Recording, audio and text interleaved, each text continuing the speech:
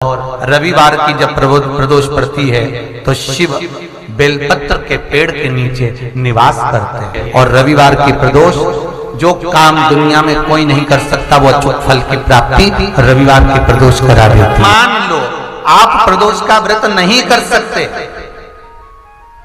आप अगर व्रत नहीं कर सकते तो प्रदोष के दिन प्रदोष काल में शाम का समय सूर्य अस्त का कुछ पल कुछ घड़ी के पहले से लेकर बाद तक का प्रदोष काल के अंतर्गत आप शंकर जी के मंदिर में जाकर 1 लोटा पानी 5 बेलपत्र भी अगर समर्पित करते हैं तो संपूर्ण प्रदोष का फल आपके भाग्य में। बेलपत्री की ये जो भाग होता है, इस बेलपत्री का जो डंडी का जो भाग होता है, इस भाग को बेलपत्री के इस भाग को महाराज ऐसी कैसी बेलपत्र, बस ये भाग को बेलपत्री के वृक्ष के नीचे शहद लगाकर इस पत्ती पर ऐसे ही बेलपत्री की जड़ में उस भाग को लगाकर या रख के आ जाइए। केवल एक ही बार करना, किसी भी प्रदोष पर कर लेना महाराज।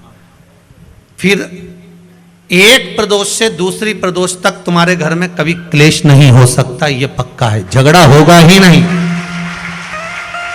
हाँ, वो जानबूझ के झगड़ लो तो बात दूसरी है। किसी और वाला महाराज की बात झूठी करना है तो अपन तो झगड़ो, चाहे कुछ भी हो जाए। अब भाई कई लोग तो होते हैं विरोध में खड़े होने वाले, तो उनका मन इनने किया अपन को नहीं करना। जा संतान सुख हो, संतान सुख हो, ये भाग्य की बात है।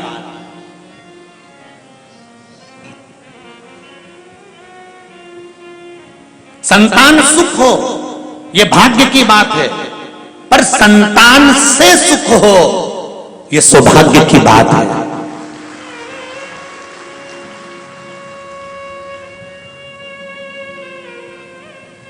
हम जाकर किसी ब्राह्मण से, किसी साधु से, किसी सन्यासी से, किसी तपस्वी से, किसी साधक से, किसी उपासक से, हम किसी विद्वान जन से जाकर कहते हैं संतान का सुख नहीं है महाराज, संतान सुख हो जाए, बस एक कृपा कर दो, संतान हो जाए, संतान का सुख हो जाए, संतान सुख हो जाए। ब्राह्मण, साधु, सन्यासी, तपस्वी, साधक उपास कराएंगे, व्रत कराएंगे, साधना कराएंगे, फल देंगे, सब कुछ होगा और तुम्हारे घर में संतान भी हो जाएगी। संतान का सुख हो ये भाग्य की बात है, संतान सुख हो ये भाग्य की बात है, पर संतान से माता पिता को सुख हो ये सौभाग्य की बात है। संतान के द्वारा माता पिता को जो सुख मिलता है उसका आनंद कुछ दूसरा ही होता है। हम कहते हैं कहीं जाओ मत जाओ, पर बूढ़े माँ बाप के पास एक बार रोज सोने से पहले 15 मिनट बैठ कर जरूर आओ, वो क्या दे जाएंगे उसका भरोसा नहीं है।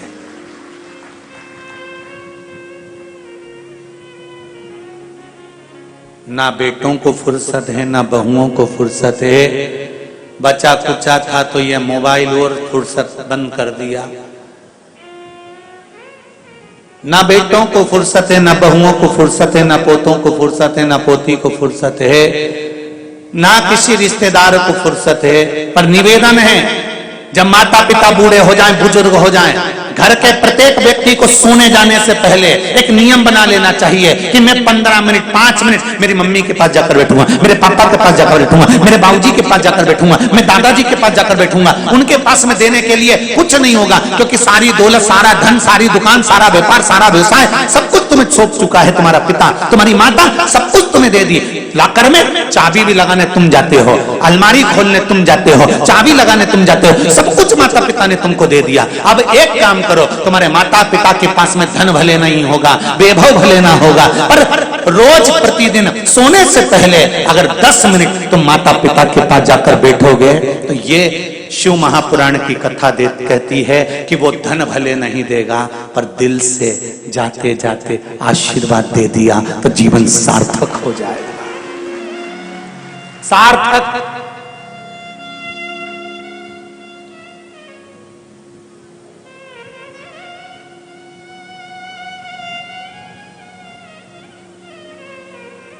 नहीं तो बड़ा विचित्र जीवन है जी।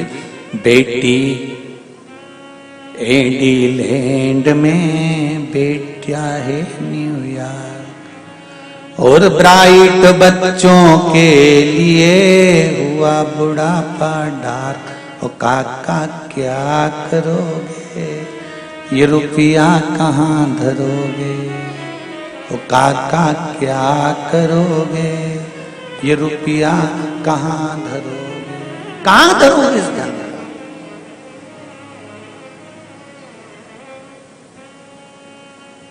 धन का करोगे क्या?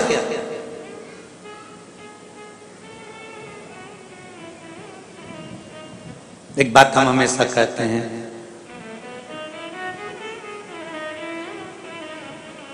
दुनिया की सारी मिठाई एक तरफ रख दो और छोटे बच्चे के लिए माता का स्तनपान एक तरफ रख दो। बच्चे को वो मिठाई में सुख नहीं होगा जो माता के स्तनपान में सुख होगा। माता के स्तनपान में जो सुख होगा।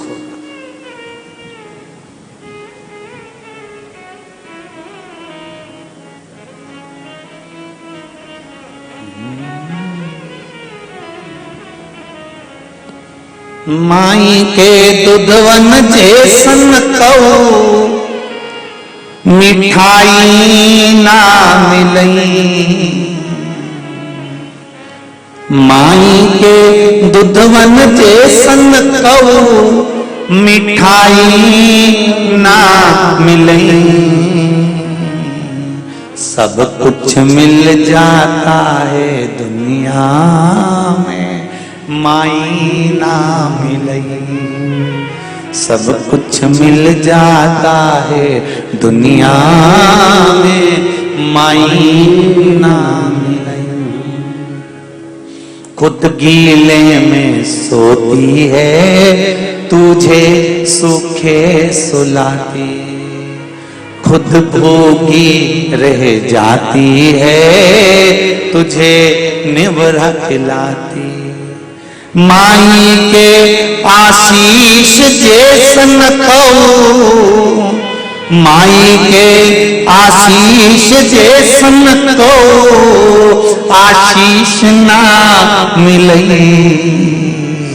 सब कुछ मिल जाता है दुनिया में, माई ना मिलई। सब कुछ मिल जाता है दुनिया में, माई। आज स्वरूपा कह रही है बाबा से, मुझे संतान हो तो वो हो जो बेभगवान हो। आप भी भगवान से प्रार्थना करना कि भोलेनाथ मुझे संतान दो, मना नहीं। संतान का सुख दो, मना नहीं। पर संतान ऐसी देना जो मुझे सुख दे, मेरे बुढ़ापे में मेरा साथ दे।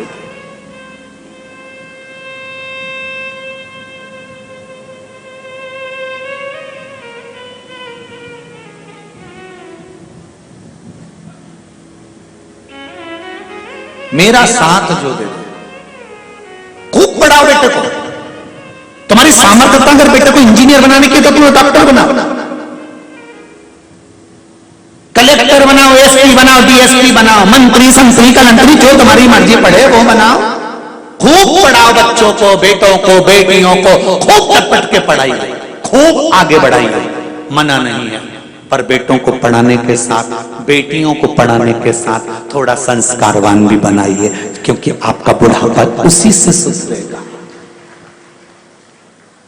आपका बुढ़ापा वही सुधरेगा।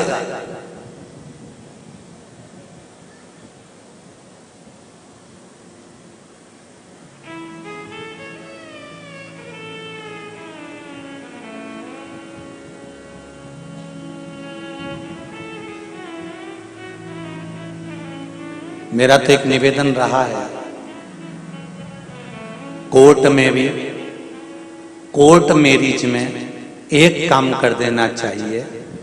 कोर्ट मैरिज जब लड़का लड़की करें तो अदालत से यह कहकर भेजना चाहिए कि इस कोर्ट मैरिज में तुम्हारे माँ बाप का होना जरूरी है।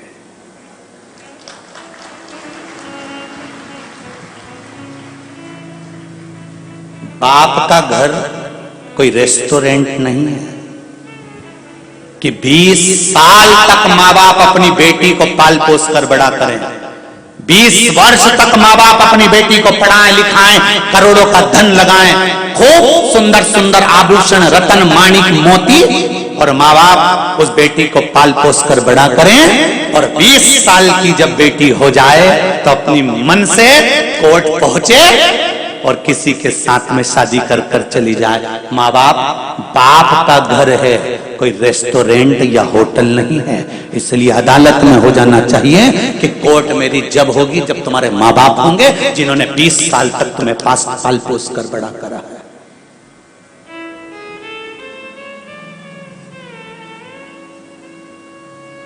और धिक्कार ऐसी बेटियों को और धिक्कार ऐसे बेटों को जिन माता पिता ने तुम्हें पाल पोस कर बड़ा करा, और तुम्हारे विवाह जैसी खुशी में तुम्हारे माँ बाप तुम्हारे सामने नहीं है तो डूब मरो पानी लेकर।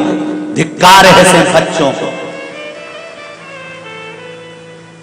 क्या करना है ऐसा तुम्हारी खुशी में? तुम्हारे बुजुर्ग माता पिता ने जो 20 साल तक तुम्हें पढ़ाते हैं, 20 साल तक आगे बढ़ाते हैं, तुम्हें डॉक्टर, तुम्हें इंजीनियर, तुम्हारी नौकरी के लिए जब पहली नौकरी लगती है, मेरी बेटी पूना जा रही है, मेरी बेटी मुंबई जा रही है, मेरी बेटी हैदराबाद जा रही है, मेरी बेटी बेंगलोर जा रही है, मेरा बेटा वहां जा रहा है। अरे कितनी खुशी होती है उन बूढ़े माँ बाप से तो पूछो, जब उनके हृदय में आतिशबाजी होती है।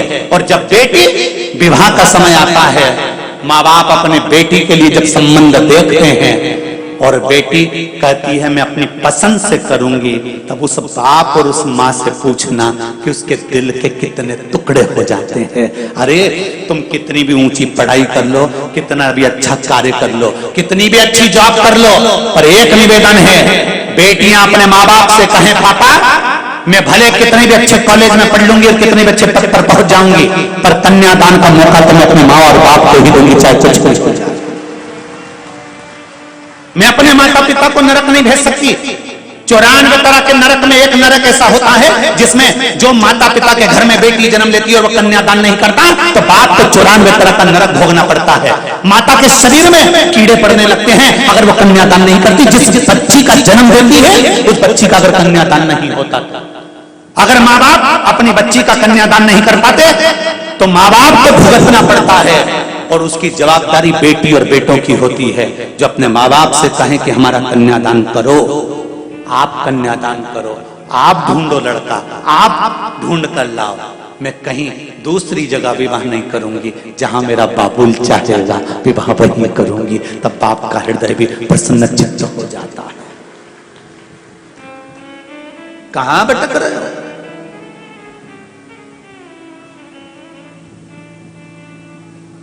सियोर वाले महाराज की थोड़ी सी बातें लोगों को बुरी जरूर लगती है, भले लग जाए। एक बार कोरोना की वैक्सीन लगवा लोगे तो कोरोना अटैक नहीं करेगा। ये वही वैक्सीन है, थोड़ा सा लग गया तो जीवन की सार्थकता हो जाएगी, जीवन का आनंद प्राप्त हो जाएगा। बाप का घर है, पिता का घर है, ये होटल नहीं है। और उस पिता के घर का एक आनंद की अनुभूति सुख देने वाली है। स्वरूपा ने कहा कि मेरे घर में संतान हो, वो संतान वैभववान हो, मेरे घर में औलाद हो, वो औलाद वैभववान हो। और शिव जी ने कहा स्वरूपा तेरे गर्भ से जो संतान होगी वो संतान कोई साधारण नहीं होगी, देवताओं का भी जो गुरु बनेगा वो बृहस्पति तेरे गर्भ से जन्म लेगा। तो क्यों चिंता करती है, वो बृहस्पति तेरे गर्भ से आया।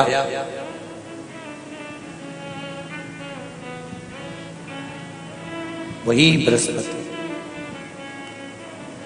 समय बीता, शंकर भगवान की आराधना बृहस्पति भगवान ने काशी में करी। बृहस्पतेश्वर महादेव काशी में विराजमान। कौन से महादेव? जम के बोलिए जरा। बृहस्पतेश्वर महादेव काशी में विराजमान है।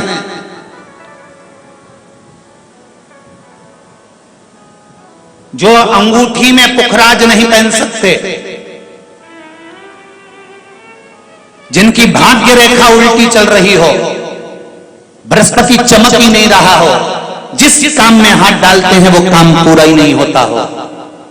तो एक बार काशी जाना, बृहस्पतिश्वर महादेव का स्पर्श करना, उनका अभिषेक पूजन करना और उनका स्पर्श कर कर एक बेलपत्र ब्राह्मण देवता से मांग कर लेकर आ जाना कि इन बृहस्पतिश्वर महादेव से मुझे एक बेलपत्र दे दो। तुम्हें पुखराज पहना कि नहीं पहना, हीरा रतन माणिक पहना कि नहीं पहना, वो बेलपत्र इतना चमत्कार कर देगी कि जिंदगी में कभी संपदा की कमी आएगी ही नहीं।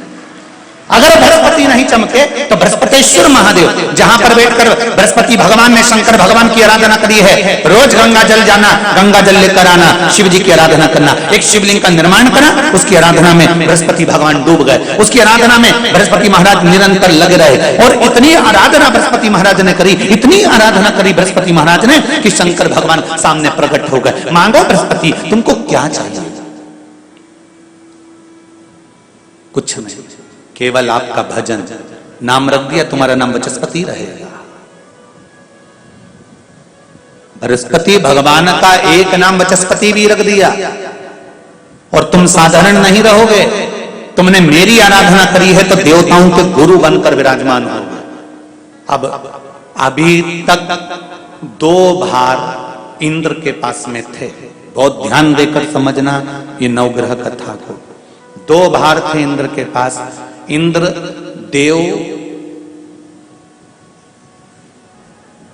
देवताओं के गुरु भी बनकर बैठे थे,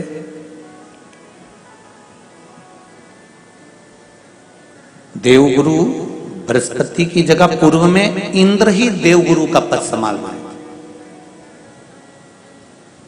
और देवराज का पद भी इंद्र के पास में था। कौन कौन से पद थे? जम के बोलो जरा। पहला पद देवराज इंद्र का, दूसरा पद देवगुरु, देवगुरु का पद भी इंद्र के पास में था और देवराज का पद भी इंद्र के पास में था। ये 2 पद जब होता है साधारण भाषा में आप ले लीजिए, किसी के पास में अध्यक्ष का पद भी है, किसी के पास में और कहीं का पद भी है, 2-3 पद उसके पास में विराजमान है, तो उसके पास में 2-3 पद अगर विराजमान है तो फिर उससे अगर एक पद ले लिया जाता है तो उसको अहंकार आ जाता है, उसको गुस्सा आ जाता है कि बताओ अभी तक तो मुझे पूछा जा रहा था, अब तुम तो वो पद पे भी जान दो। जैसे तुम किसी कुर्सी पर बैठे हो, कथा सुन रहे हो और इतने में कोई रिश्तेदार बाहेती जी का आ गया और तुम बढ़िया आराम से बैठे थे और बैठे बैठे इतने में बाहेती परिवार से कोई आया और उसने तुमको उठाया, प्लीज थोड़ा सा, और तुम्हें उठाकर दूसरी जगह बिठा दिया और उन्होंने अपने वाले को कुर्सी पर बिठा दिया। अब बोलो, जो उठा, जिसको उठाया था उसका भगोने जैसा मुंडा हुआ कि नहीं हुआ? अरे बोलो तो। अपन दूर कथा नहीं जाते, कथा अपने ऊपर लेके चलो कि अपन कैसे समझें इस कथा को।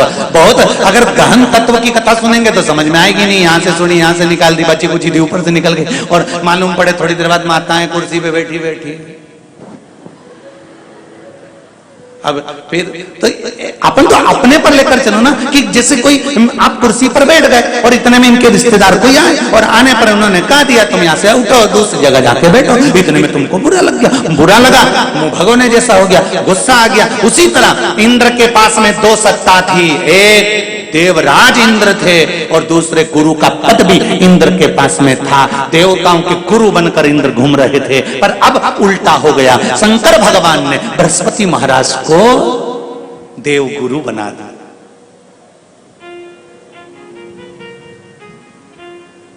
अब जैसे ही देवगुरु बनाया तो इनका इंद्रदेव का मुंह,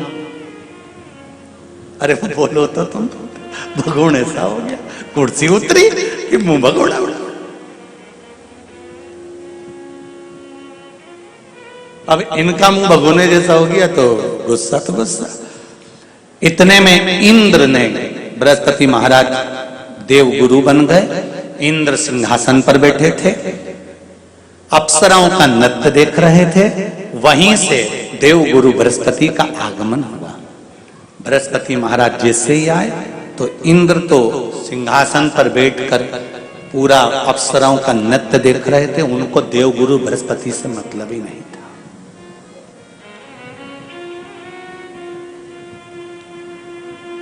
कोई स्थान नहीं, कोई सम्मान नहीं, कोई आदर नहीं,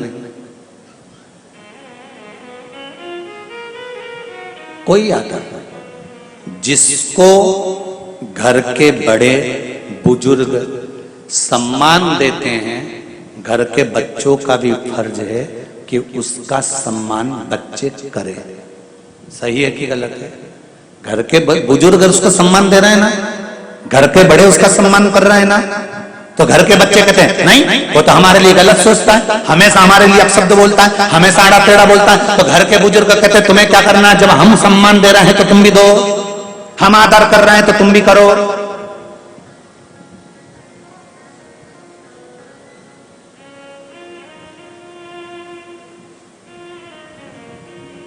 पर नहीं महाराज, आदर आप भी करो, सम्मान आप भी करो, पर वो आदर वो सम्मान बहुत मुश्किल। अब जब बृहस्पति महाराज का सम्मान नहीं हुआ, बृहस्पति महाराज वहां से उठकर चले गए, बोले नहीं। जो समझदार होता है वो तुरंत कह देता है कोई बात नहीं, मैं चले जाता हूं। कोई मुख पर क्रोध नहीं, कोई चिड़चिड़ प्रवृत्ति नहीं, कोई अपशब्द नहीं। एक बात मैं आप सबको कहना चाहूंगा, किसी जगह पर यदि आपका अपमान हुआ है, बहुत ध्यान देना जरा, कथा थोड़ी भारी है पर समझ लोगे आप। किसी जगह पर यदि आपका अपमान हुआ है तो आप भगवान शंकर को धन्यवाद देना कि मैंने पूर्व में किसी का अपमान करा होगा तो मेरा हिसाब आपने इतनी जल्दी बराबर कर दिया है, इतनी जल्दी बराबर कर दिया। ये थोड़ा सा अपमान मेरा कराया, मेरा हिसाब बराबर हो गया। कोई गाली दे रहा है, देने दो, शंकर भगवान को धन्यवाद देना, बाबा बड़ी कृपा करी, मैंने पूर्व में इसको गालियां दी होंगी, अपशब्द कहा होगा तो इसने मुझे पलट कर गाली दे दी, अपशब्द कह दिया। ये तेरी कृपा है, ये तेरी दया। और जब तक तेरी करुणा, तेरी कृपा, तेरी दया नहीं हो तब तक कुछ हो ही नहीं सकता। तेरी कृपा,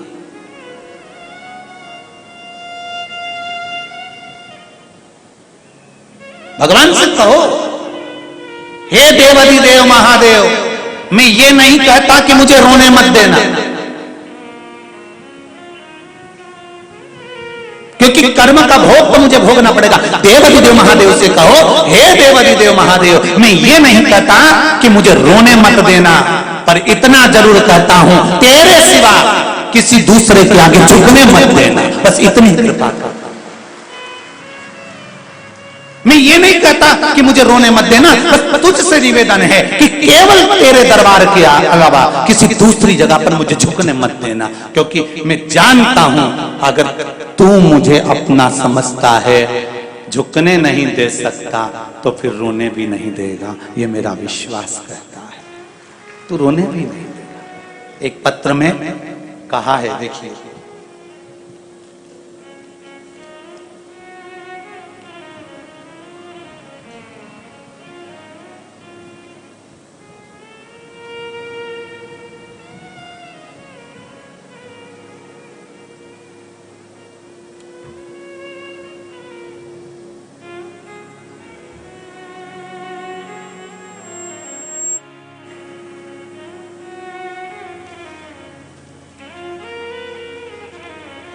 मीना सोनी हैदराबाद से हैं, महाराष्ट्र लातूर की हैं।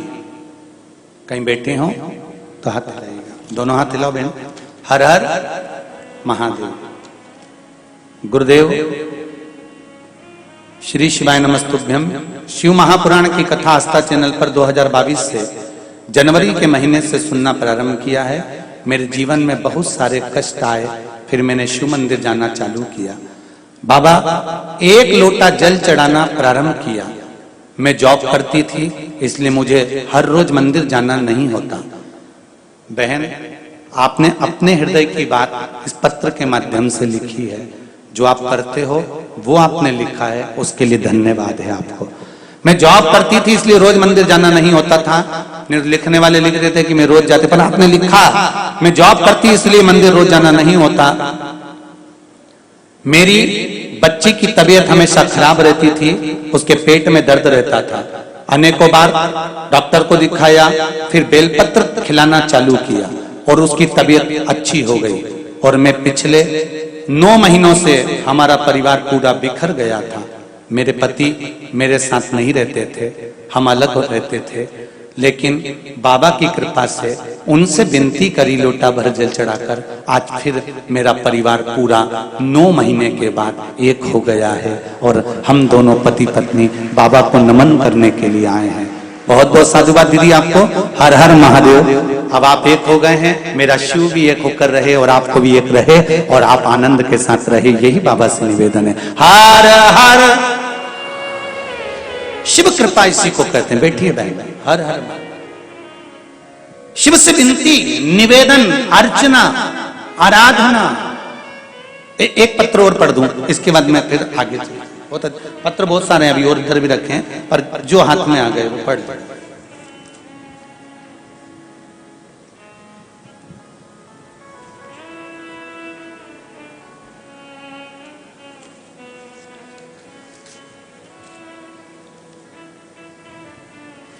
मैं राम सागर तिवारी गोरखपुर से हूं, हैदराबाद में रहता हूं। कहीं बैठे हैं राम सागर जी?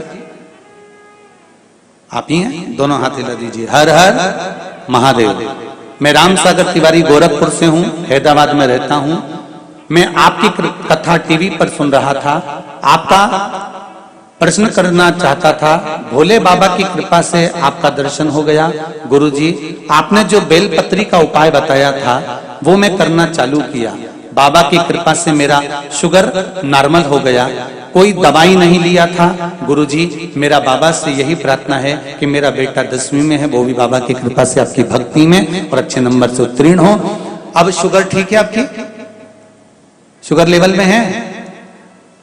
बाबा की कृपा ऐसी ही बनी रहे, विराजमान होइए। हर हर महादेव। बैठिए बैठिए बैठिए। हर हर महादेव। शिव कृपा, शंकर की दया।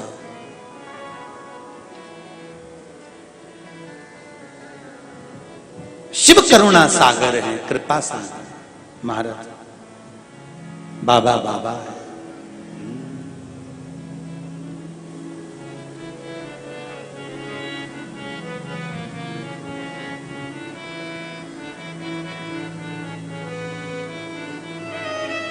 बाबा शिव की कृपा है, शंकर की उदार। मेरे शंभू, मेरे ओघड़दानी, मेरे शंकर, मेरे दयालु, नित्य प्रति लीला करने वाले, नित्य प्रति आनंद करने वाले, और ऐसी कृपा शिव की बनी हो। महाराज, मैंने तेरे ही भरोसे, हे शंकर, अटका हुआ मेरा सारा काम हो गया। सब गाएंगे। अटका हुआ मेरा सारा काम हो गया, काशी वाला मुझ पे मेहरबान हो गया। काशी वाला मुझ पे मेहरबान हो गया। वो काशी वाला मुझ पे मेहरबान हो गया। काशी वाला मुझ पे मेहरबान हो गया। वो अटका हुआ मेरा।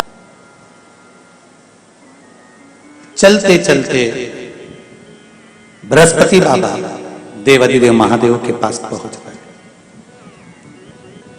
शंकर जी ने पूछा, आप तो देवगुरु बृहस्पति, देवताओं के गुरु हो, तुम्हें तो सिंहासन पर बैठना था जहां इंद्र की सभा हो रही है, और इंद्र की सभा वाले स्थान पर एक देवगुरु बृहस्पति का पद अलग रखा जाता है, एक सोफा, एक सिंहासन अलग रखा जाता है, तो तुम्हें तो वहां बैठना था। फिर तुम यहां कैसे? कहा इंद्र ने ध्यान नहीं दिया। जब मैं गया था तो सारे स्थान भरे हुए थे, कोई स्थान खाली नहीं था। किसी को कष्ट देना ये ठीक नहीं है, इसलिए मैं वापिस आ गया। शिव जी ने ध्यान लगाकर देखा, क्या देखते हैं भोलेनाथ, इंद्र ने बृहस्पति महाराज को देख लिया था, उसके बाद भी खड़े नहीं हुआ, आदर नहीं करा, सम्मान नहीं करा। तब समझ गए कि जरूर इंद्र ने ये सब जानकर कर करा है, जानकर कर। जैसे कमल का पुष्प ना मिलने पर कमल गट्टे का जल शंकर को समर्पित कर देने से, भगवान शिव को जल समर्पित कर देने से शरीर का रोग समाप्त होकर शरीर में नूतन ऊर्जा प्राप्त होती है। उसी तरह शंकर भगवान ने देखा बृहस्पति को, तो भगवान शंकर ने कह दिया, हे बृहस्पति देव, जो कमल का पुष्प पड़ा हुआ है मेरे पास में, इस कमल के पुष्प को लेकर जाइए और आप अपने अंगिरा बाबा के भवन में प्रवेश कर जाइए। एक बात बहुत ध्यान दीजिएगा महाराज,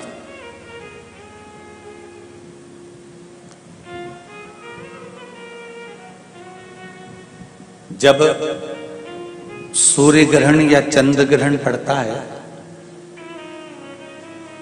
तो जो बच्चा शरीर से रोगीला ज्यादा होता है या रोग उसको घेरे रहता है, तो मुट्ठी भर ज्वार का दाना उस बच्चे के हाथ में पस भरकर वो ज्वार का दान करवा दिया जाता है। जैसे यदि आप लोगों ने शिव पंचायत, शिव महापुराण की कथा सुनी हो, या महेश्वरी समाज मुंबई द्वारा अंधेरी में हुई स्कंद पुराण महेश्वरी समाज द्वारा जो हुई थी, अगर वो श्रवण करिए तो उसमें बताया गया कि कुछ चीजों के दान ऐसे होते हैं जिन दान को करने से व्यक्ति के जीवन में समृद्धि, वैभव, लक्ष्मी की प्राप्ति हो जाती है। और वो दान बहुत सारा धन का या वैभव का दान नहीं है, हम जिसको प्रयोग कर रहे हैं। जैसे ज्वार का दान करने से रोग से मुक्ति होती है, रोग से मुक्त होता है, उसी तरह आप चिंता मत करो बृहस्पति देव, अब आप जाइए, इंद्र को इसका भोग भोगना पड़ेगा। जब बृहस्पति महाराज चले गए और भगवान शंकर ने कहा दिया, बृहस्पति महाराज अब आप जाना मती, उस देव गुरु के सिंहासन पर आप मत बैठना, आप रखो। बृहस्पति महाराज वापिस आ गए।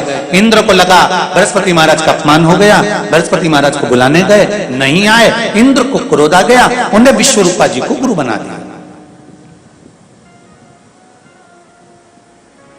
कौन थे ये विश्वरूपा? इंद्र के भाई, दिति की संतान, विश्वरूपा जी को गुरु बना दिया।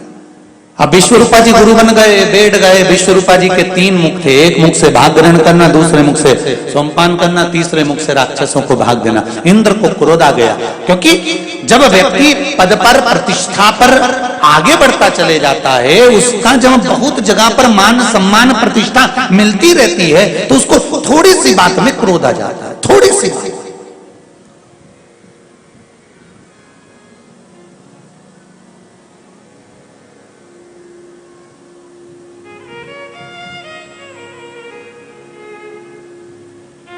और जरा जरा सी बात में अगर क्रोध आ रहा है तो समझ लो ये बहुत प्रतिष्ठा इसको ज्यादा मिल गई थी, सम्मान ज्यादा मिल गया था, आदर ज्यादा मिल गया था, अहंकार सम्मुख में आकर खड़ा हो गया। भाई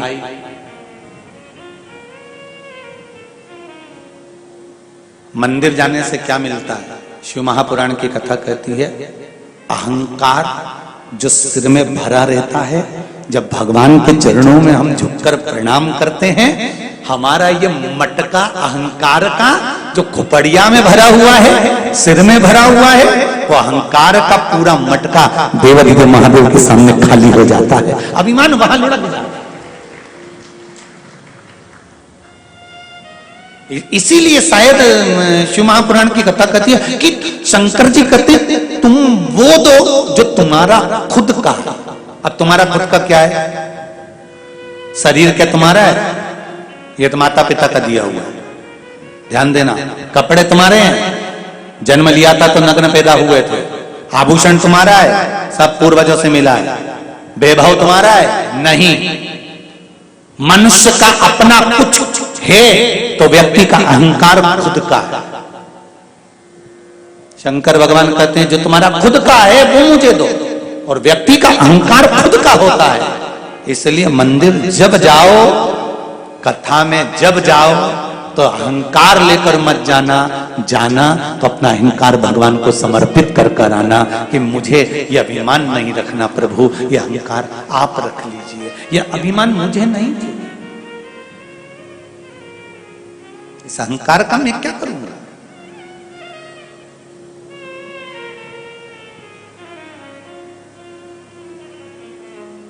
क्या करना मुझे इस अभिमान का? अरे तेरा ही दिया मैंने, खाया पिया है, तेरा शुक्रिया है, तेरा शुक्रिया है। मुझे भोले बाबा ने बहुत दे दिया है, तेरा शुक्रिया है, तेरा शुक्रिया है। बाबा ने जो दिया वो कम ना दिया है। बृहस्पति महाराज का अपमान हो गया, चले गए, विश्वरूपा जी को गुरु बना दिया। इंद्र को क्रोध आ गया, तलवार लेकर इंद्र गया और बृहस्पति यहाँ जिस पद पर विश्वरूपा जी को बिठाया था देव गुरु बनाकर, उन देव गुरु विश्वरूपा जी का सिर काट दिया। और सिर कटा, ब्राह्मण हत्या माथे चढ़ गई। ब्राह्मण हत्या माथे चढ़ी। इंद्र ने विचार करा करूं क्या इस ब्राह्मण हत्या का, क्योंकि मेरे हाथ से ब्राह्मण मरा है।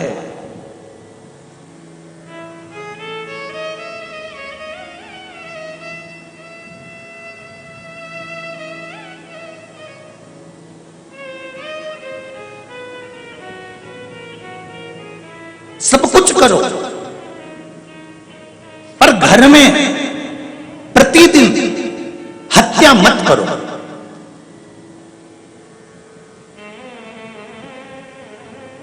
ऐसा कोई घर नहीं जिसके घर में प्रतिदिन हत्या नहीं होती।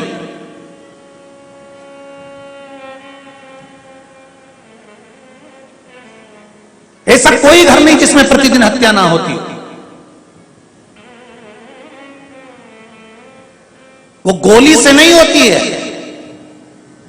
कैसे होती है? जम के बोलो जरा, बोली से होती है। ऐसा कोई घर नहीं जिसके घर में प्रतिदिन हत्या नहीं होती हो। बस अंतर एक है, गोली से हत्या होती है तो शरीर मर जाता है, बोली से हत्या होती है तो यह आत्मा मर जाती है। जिसने बोला उसके प्रति समाप्त हो जाती है। नहीं बनता ज्यादा काम, कम कर लो। नहीं बनता किसी से व्यवहार, थोड़ा कम कर लो। पर निवेदन है, ऐसा शब्द ना बोलिएगा जिससे किसी के हृदय को चोट पहुंच जाए, और उसके दिल को चोट पहुंची तो वो देवाधिदेव महादेव को चोट पहुंची। शब्द अच्छे बोलो। एक बात कहें हैदराबाद वालों, जीजियों, कोई कमी नहीं किसी के घर में। 2 रोटी सब प्रेम से खा रहे हैं, खूब आनंद से जिंदगी जी रहे हैं। किसी के यहाँ कोई कमी नहीं है। जितने आस्था चैनल पर सुन रहे हैं, फेसबुक पर सुन रहे हैं, यूट्यूब पर सुन रहे हैं, जितने पंडाल में सुन रहे हो, किसी के यहाँ कोई कमी नहीं है। कमी अगर एक है तो वो वाणी की कमी है। मीठा बोलना चालू कर दो, जिंदगी का सारा सुख अपने आप प्राप्त हो जाए। मीठा।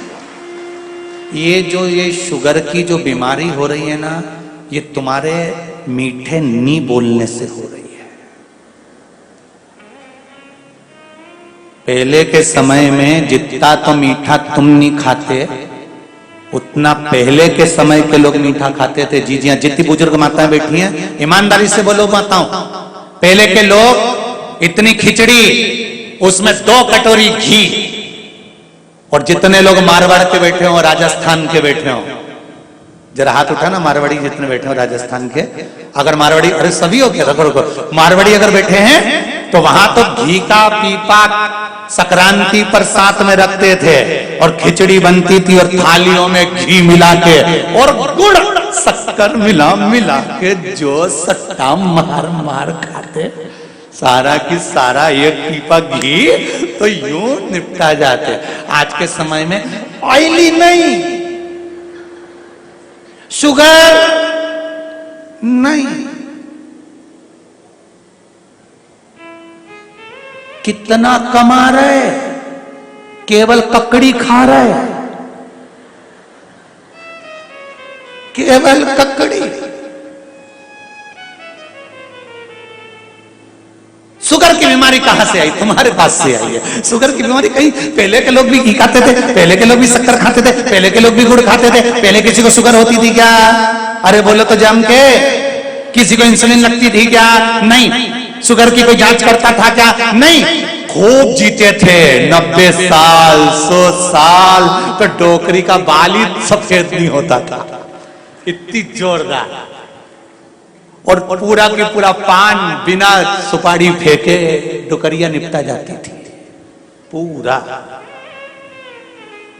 कहां गई थी शुगर? कहां गया था बीपी?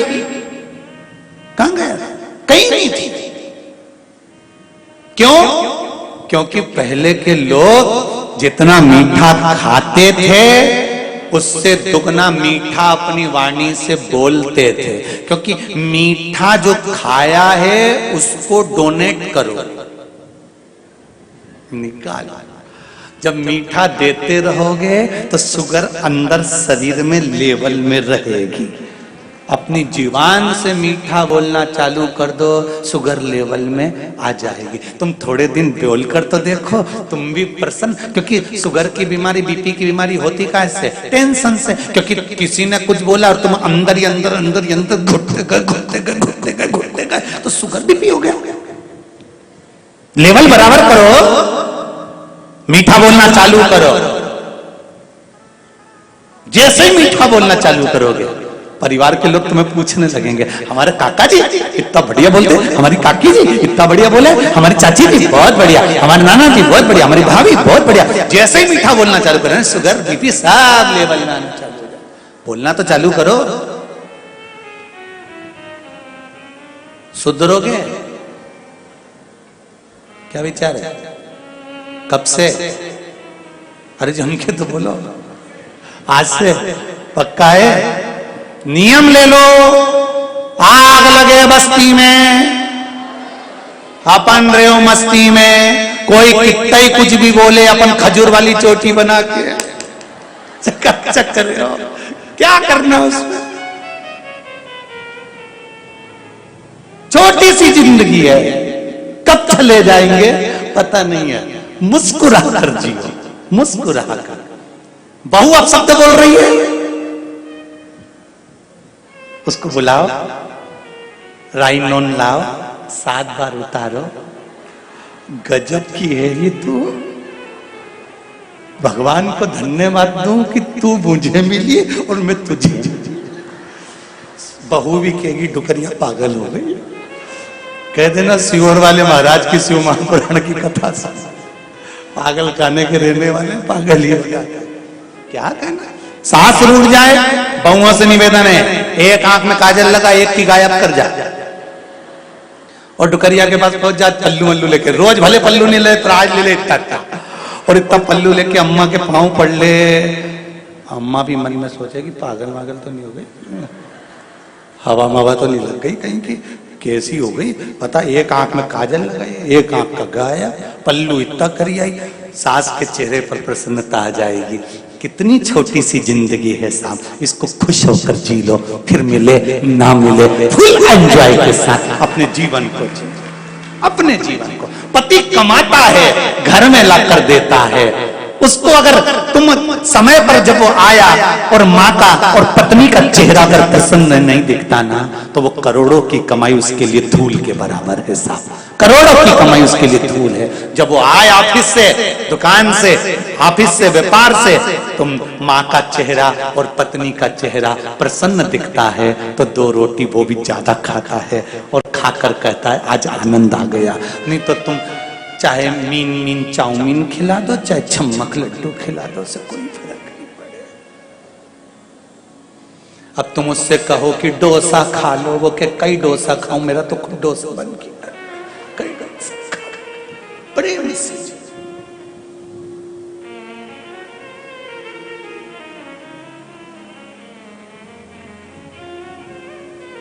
अब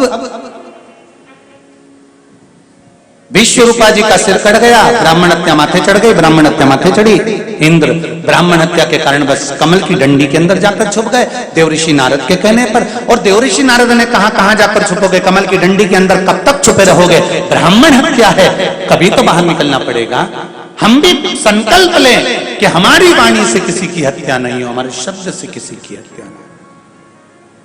निंदा करने वाला निंदा करता रहे, बुराई करने वाला बुराई करता रहे, अपशब्द कहने वाला अपशब्द कहता रहे। क्यों?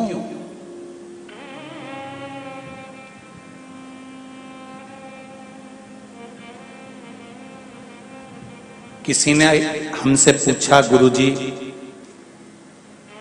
आज चारों तरफ एक ही बात है कि इस मंदिर पर उसने कब्जा कर लिया, उस मंदिर पर उसने कब्जा कर लिया, आप कुछ नहीं कहोगे? हमने कहा हम तो एक ही बात कहते हैं, अगर तुम प्रतिदिन मंदिर जाने का नियम बनाए होते तो तुम्हारे मंदिर पर किसी ने कब्जा नहीं करा होता। और एक ही कार्य करना है हमको कि प्रतिदिन भगवान के मंदिर जाने का नियम बनाना है।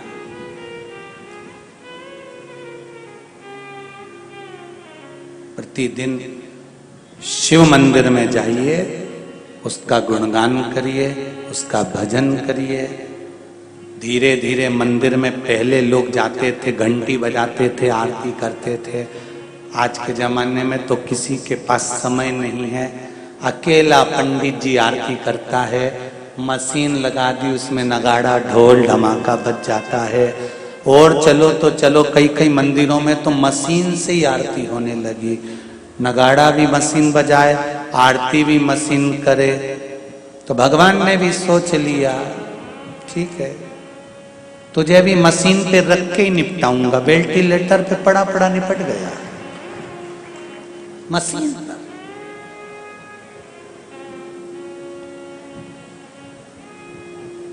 पहले जन्म भी सस्ता था, मृत्यु भी सस्ती थी। ना जन्म का पैसा लगता था, ना मौत का पैसा लगता था।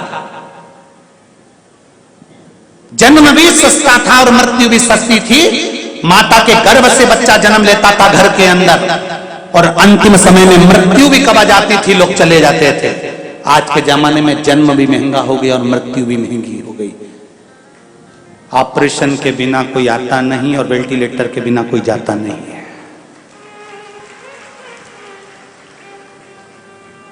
दोनों महंगे हो गए। अब तो लोगों को मरने में भी डर लगने लगा। 2-4 लाख रुपए जोड़ के रखना, वेंटिलेटर का देना पड़ेगा। तो भगवान से क्यों नहीं कहते ये क्यों हो रहा है? क्यों वेंटिलेटर के सहारे हो गए? क्यों ऑक्सीजन की मशीन के सहारे हो गए? भगवान कहते हैं मेरी आरती और पूजा तुमने मशीन के सहारे कर दी, तो मैंने भी तुमको मशीन के सहारे कर दी। आप मुझे अपने मन के सहारे कर दो। मंदिरों में ये मशीनें शोभा नहीं देती, नगाड़ों की और ढोल की और घंटी की और घड़ियाल की। जो मंदिर के आसपास रहते हैं 10 बच्चे, 11 लोग, 11 बच्चे, बुजुर्ग, 10-15 लोग भी अगर मंदिर प्रतिदिन जाएं, आरती पूजन करें, तो इससे बढ़कर कोई सुख नहीं है। करो, कुछ काम नहीं आएगा, संस्कार काम आएगा। संस्कार।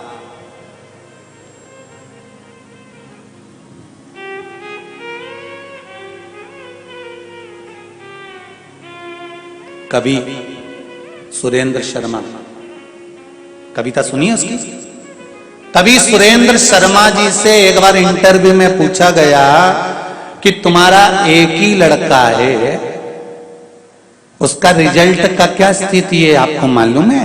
कविंद्र शर्मा ने कहा एक बार मेरा बेटा 98% लेकर आया और मैंने बेटे की बहुत धुनाई करी, खूब मारा। बेटे ने कहा पापा मेरे 98 हैं और तुम मुझे मार रहे हो? हाँ, खूब मारा। दूसरी बार मेरा बेटा 62% लेकर आया, मैंने पूरे मोहल्ले में मिठाई बंटवाई। मोहल्ले वाले कहने लगे तो पगला है, बेटा अच्छे परसेंट ला रहा था तो बच्चों को मार रहे थे और कम परसेंट लाया तो मिठाई बंटवा रहे थे। सुरेंद्र शर्मा कवि ने कहा मेरा एक ही बेटा है, अगर 98% लाता रहा तो एक दिन विदेश भाग जाएगा, 62 लाता रहा तो मुझे छोड़कर कहां जाएगा। बेटा मैंने विदेश वालों के लिए पैदा नहीं करा है, बेटा मैंने अपने लिए पैदा करा है कि बुढ़ापे को संवारेगा।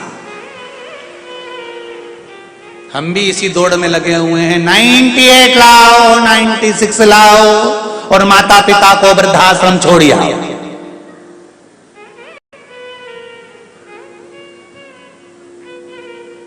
हम भी इसी दौड़ में लगे हैं। हम बच्चों से कहते हैं उनके जैसे बनो, उनके जैसे बनो। हम कभी बच्चों से ये नहीं कहते कि तुम ऐसे बनना कि आने वाली पीढ़ी कहे कि उनके जैसे बनो। हम अपने बच्चों से कहें कि ऐसा बनना जैसे श्रवण कुमार ने अपने माँ बाप की सेवा करी।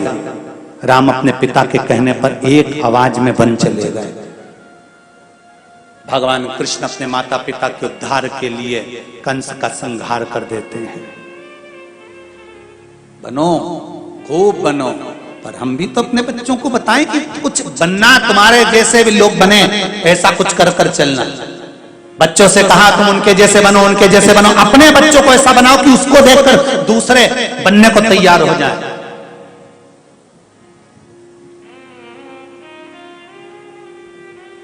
महाराज डंडी से कब तक नहीं निकलोगे? ब्राह्मण हत्या है, छूटना पड़ेगी। ब्राह्मण हत्या को बांट दिया गया। 4 स्थान जल के पास गए, जलदेव ब्राह्मण हत्या का अंश लीजिए। जल के ऊपर जो फेन रहता है वो ब्राह्मण हत्या का अंश होता है। इसलिए सनातन धर्म का नियम है, जब भोजन करने बैठते हैं तो सबसे पहले पानी का गिलास भरते हैं। पर आजकल उल्टा हो गया, पानी का गिलास सबसे आखिरी में आता है। पर शास्त्र रीति कहती है भोजन करने बैठो, थाली आए उससे पहले टेबल पर, कुर्सी पर, जहां भोजन कर रहे हो वहां पानी का लोटा, पानी का गिलास पहले भर कर रखो। क्यों?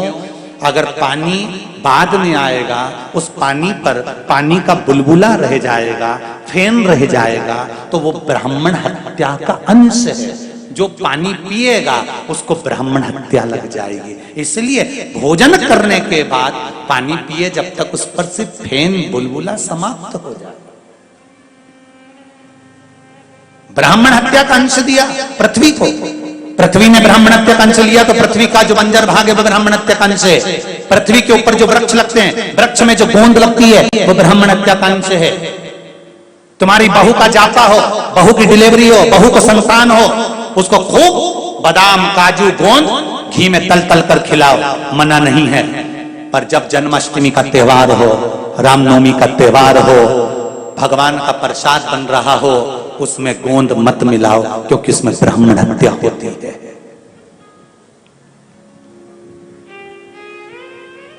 उसमें ब्राह्मण हत्या होती है।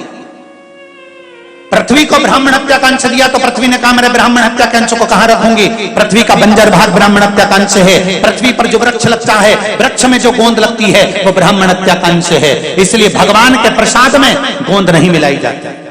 आपकी बहू का जापा हो, बहू की डिलीवरी हो, बहू को संतान हो, तुम्हारे लिए लड्डू बनाओ, चाहे दाल का बनाओ, मूंग का बनाओ, उड़द का बनाओ, उसमें खूब गोंद मिलाओ। पर भगवान का अगर प्रसाद बना रहे हो तो उसमें गोंद नहीं होना चाहिए, ब्राह्मण हत्या का दोष लगता है। भगवान को गोंद का लड्डू नहीं लगाया जाता। कहा अग्नि के पास गए। अग्नि देवता ब्राह्मणत्या का अंश लीजिए। अग्नि ने ब्राह्मणत्या का अंश लिया। अग्नि की जो नीली लपट होती है वो ब्राह्मणत्या का अंश होती है। नीली लपट ब्राह्मणत्या का अंश है। इसलिए यज्ञ करता ब्राह्मण जब हवन कराते हैं, यज्ञ कराने वाला ब्राह्मण जब यज्ञ कराते हैं, उस समय पर यज्ञ की अग्नि को सीमित रखते हैं।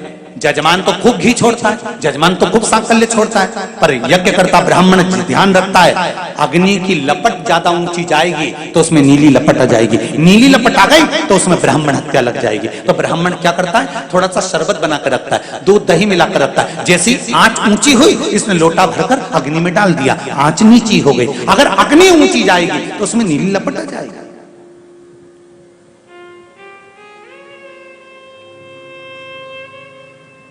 नीली लपट में ब्राह्मण हत्या का अंश है।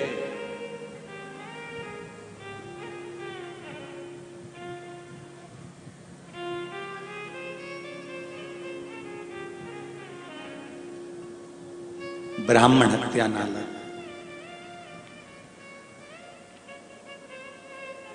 अब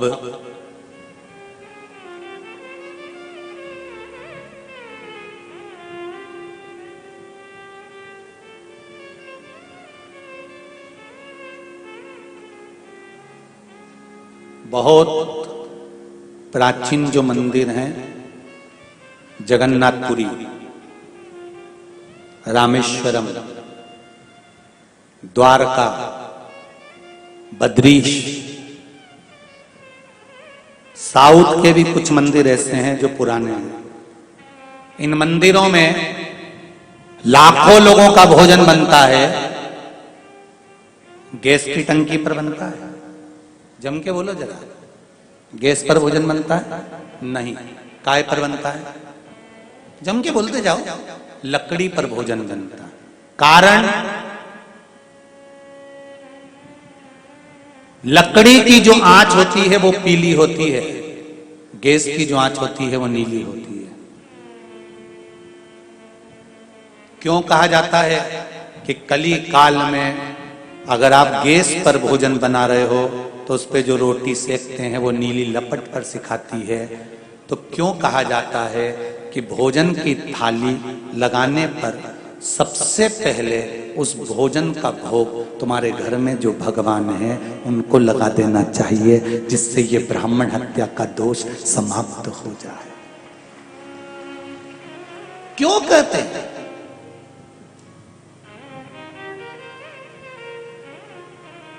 गैस पर भोजन बनकर तैयार होने पर अगर आप भोजन ग्रहण करते हैं, तुम्हारे सामने अगर भोजन की थाली आती है तो जितने भोजन करने वाले हैं, चाहे आस्था चैनल पर सुन रहे हो, फेसबुक यूट्यूब पर सुन रहे हो, चाहे पंडाल में सुन रहे हो, गैस पर बना हुआ भोजन तुम्हारे सामने आता है। शादी ब्याह में भोजन तुम्हारे सामने आता है, किटी पार्टी में भोजन तुम्हारे सामने आता है।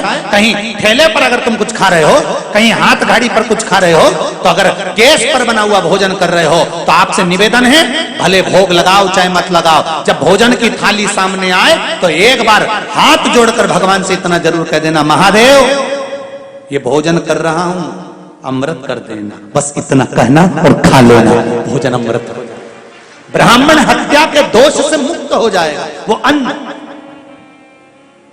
पर गुरुजी हम ट्रेन में भोजन करेंगे और ऐसे हाथ जोड़ेंगे तो शर्म आएगी। तो नरक कपड़न से डरत है, नरक पड़न से ना है। झुककर प्रणाम करने में ये डर लग रहा है कि कपड़ा गंदा हो जाएगा, और ऊपर गए और मां पर तो दादा क्या कुटाई होगी। फिर तुम कुछ भी खाओ, गैस पर बना हुआ अगर कुछ भी खा रहे हो तो पहले भगवान को नमन कर दो, प्रणाम कर दो। बस हाथ भी नहीं जोड़ सकते तो दिल से प्रणाम कर दो, हृदय से तो कह सकते हो, इतना तो कर सकते हो। 1 सेकंड के लिए बस नेत्र झपके उठाए, उतनी देर में तो महादेव खाकर निकल गए और प्रसाद हो गया, अमृत हो गया। इतना तो कर सकते हो।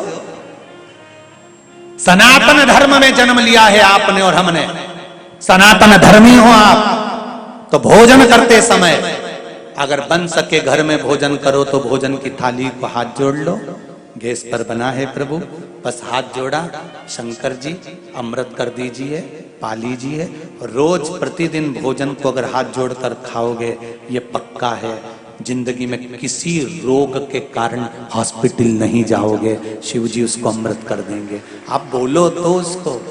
एक भजन माताएं गाती हैं, बड़े प्रेम से गाती हैं, सब अमृत होई जाए रसिया, रुचि रुचि भोग।